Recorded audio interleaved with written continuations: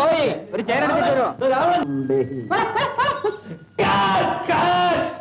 തള്ളേ, നിങ്ങൾ എന്തിനീ ഷോട്ടിന് കയറി വന്നു? ചേച്ചിയെ തോന്നി കഴിഞ്ഞു സാറ് കണ്ടില്ലേ? അതൊക്കെ നോക്കേണ്ട വേറെ ആളുണ്ട്. ഇവളുടെ കണ്ടീഷൻ സാറിന് അറിഞ്ഞൂടാ. ഷൂട്ടിംഗ് നടക്കുമ്പോ എല്ലാം കൂടെ അഴിഞ്ഞ് താഴത്തേക്ക് വീണല്ലോ.